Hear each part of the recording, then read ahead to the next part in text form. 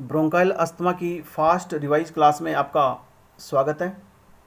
Bronchial asthma ये हमारा trachea है। ट्रेकिया को हम विंड पाइप बोलते हैं और ये हमारे इस तरह से ब्रोंकस राइट लेफ्ट होते हैं। फिर इस तरह से हमारा लंग्स, और लंग्स के अंदर इस तरह से जो है एल्वियोली होते हैं। ये एल्वियोली इस तरह से होता है और यहाँ पर हमारी बॉडी में ऑक्सीजन जो है वो इस तरह से एंटर होती हैं और CO2 बाहर जाती हैं। तो O2 का जब एंटर होता है और यहाँ इनका रिलैक्स होना ज़रूरी है। और ये हमारे लंग्स है, इनके चारों तरफ इंटरनली जो वाल है इसको हम क्या बोलते हैं, ब्रोंकोइल स्मूथ मसल्स। ब्रोंकोइल स्मूथ मसल्स का रिलैक्स होना और कॉन्ट्रैक्ट होना ज़रूरी है। लेकिन किसी भी प्रॉब्लम की वजह से अस्थमेटिक पेशेंट में यदि ये ब्रोंकोइल स्मूथ मसल्स कॉन्ट्रैक्ट हो गई तो अब क्या होगा, यहाँ पर प्रॉपर ऑक्सीजन जो है वो नहीं मिलेगी और प्रॉपर ऑक्सीजन नहीं मिलने की वजह से ब्लड में ऑक्सीजन का लेवल घट जाएगा और प्रॉपर ऑक्सीजन लेवल घटने की वजह से अस्थमेटिक अटैक आना जैसी प्रॉब्लम ब्रोंकाइल अस्थमा हमें प्रेसिपिटेट होता है।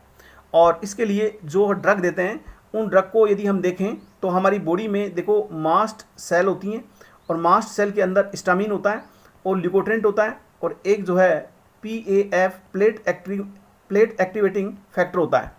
और ये मास्ट सेल जब रक्सर हो जाती हैं तो ये बाहर रिलीज होते हैं और जब भी रक्सर होने के बाद हिस्टामिन, ल्यूकोट्रेंट और PAF रिलीज होते हैं तो ये ब्रोंकोस्ट्रिक्शन का काम करते हैं, यानी ये अस्थमा क्रिएट करेंगे। और यदि हम मास्ट सेल जो ब्रेक होगी इसको ब्रेक होने से रोक दें, यानी मास्ट सेल को स्टेबलाइज कर दें, तो भी ब्रोंकाइल अस्थमा क्रिएट नहीं होगा। ऐसा कर सकते हैं। या हमारी बॉडी में क्या होता है कि जब कोई भी एंटीजन एंटर करता है, ये हमारा एंटीजन है, कोई एंटीजन है और एंटीजन जो है कोई भी एलर्जन हो सकता है, जैसे कोई स्मोक या केमिकल का पार्टिकल्स। और ये जब भी हमारी बॉडी के अंदर एंट्री होती हैं तो हमारे एंटीजन ज़्यादा होने की वजह से एंटीबॉडी IgE का फॉर्मेशन बढ़ जाता है और IgE एंटीबॉडी का फॉर्मेशन उनमें बढ़ेगा जिनमें अस्थमा की प्रॉब्लम होती हैं। तो IgE एंटीबॉडी का जो फॉर्मेशन बढ़ा है, या तो हम इसका लेवल कम कर दें यदि हमें अस्थमा को ठीक करना है, या हम इन मास्ट सेल को ब्रेक होने से रोक दें, यानी मास्ट सेल को स्टेबलाइज कर दें, या हिस्टामिन रिलीज हो गया उसको एंटागोनिस्ट दें, या ल्यूकोट्रेंट एंटागोनिस्ट दें, या PAF एंटागोनिस्ट दें, तो पेशेंट जो है वो ठीक हो सकता है।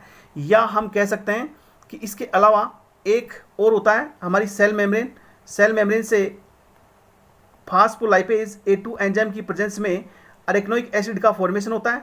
इसके बाद इनसे प्रोस्टाग्लैंडिन और ल्यूकोट्रेंट का सिंथेसिस होता है और यहाँ कोक्स एंजाइम काम करता है और यहाँ LOP एंजाइम काम करता है।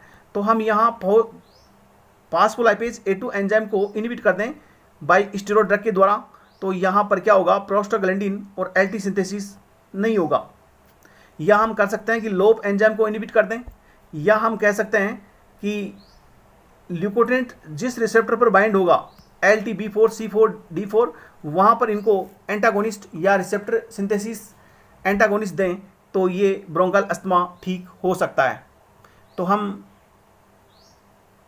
मास्ट सेल स्टेबलाइजर के बारे में बात करें तो मास्ट सेल स्टेबलाइजर में कौन कौन सी आएंगी, इसके अंदर हमें क्लोराइड चैनल को ओपन करना पड़ेगा तब रिलैक्स होता है। तो यहाँ क्रोमेन डेरिवेटिव्स में क्रोमोलिन और नेडोकॉर्मिल आती हैं और नॉन क्रोमेन डेरिवेटिव्स में कीटोटिफेन आता है जिसको हम ओरली रूट से देते हैं। और ल्यूकोट्रेंट एंटागोनिस्ट की यदि हम बात करें तो ल्यूकोट्रेंट एंटागोनिस्ट में देखो, एक तो हमने बताया लोप एंजाइम को इनहिबिट करने वाली ड्रग जाइलेब्यूटोन, इसके अलावा LT रिसेप्टर सिंथेसिस को इनहिबिट करने वाली ड्रग 2 मोंटेलुकास्ट और एक जैफिलुकास्ट, और एक बीटा-2 अगोनिस्ट ड्रग होगी जो CMP सिंथेसिस को इंक्रीज करेगी। इसमें जो है वो साल्बुटामोल, टर्बुटेलिन इस तरह से आएंगी।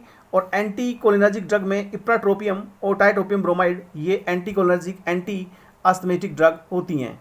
और जैंथीन डेरिवेटिव्स की बात करें तो थियोफाइलिन, थियोब्रोमिन, कैफीन होती हैं और PD एंजाइम को इनहिबिट करती हैं।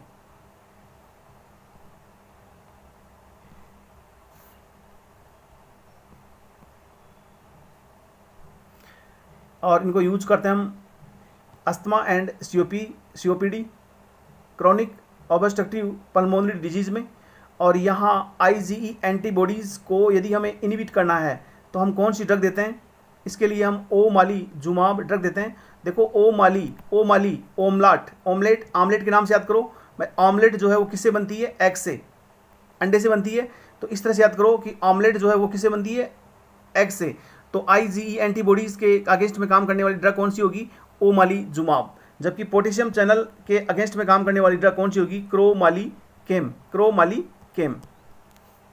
देखो क्रो मीन्स क्या होता है? कौवा, तो के मीन्स कौवा हिंदी में। इस तरह से याद करें और इसी के साथ अपनी क्लास कंप्लीट होती है।